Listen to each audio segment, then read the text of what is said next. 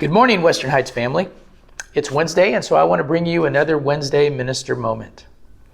Many of you are aware that last Sunday, about 200 people from the community gathered together on the municipal building lawn to pray together. It was simply called a community prayer gathering. Now, this idea came from a couple of our ladies at church. A while back, Sandy McMillan came into my office and asked me about whether we could do something like this. She felt that with all the turmoil and the conflict and chaos that was going on in our nation, that it would be good for us to gather together just to pray. And she had been talking to Karen Kess about this. They had been praying about it. And so because of their encouragement for us and the idea that came from them, we were able to invite people from the community to gather together in prayer. So I want to thank these ladies for getting the ball rolling on this. And the purpose of the event was first to pray for peace and for healing, to pray for justice and mercy, to pray for wisdom, and to pray for unity.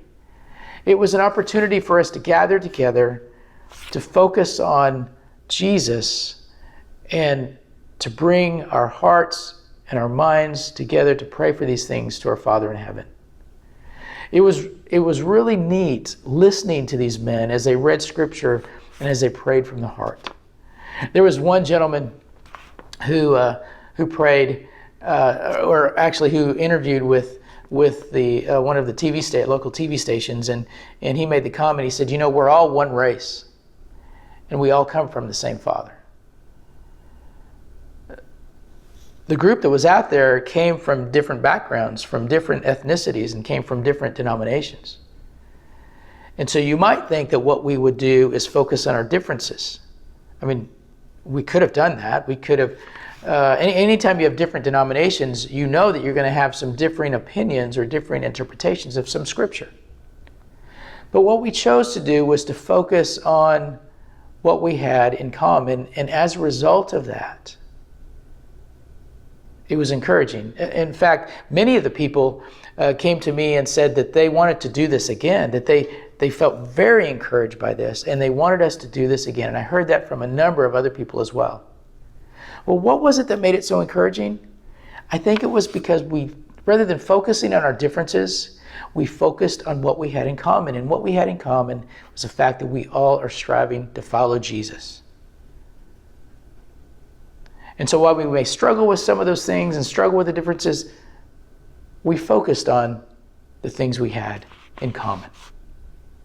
And I think that's what truly made it encouraging. And that's important to do because one of the things that was very, very important to Jesus was unity. In fact, he prays about that in John chapter 17. He says this, "My prayer is not for them alone. I pray also for those who will believe in me through their message, that all of them may be one, Father, just as you are in me and I am in you.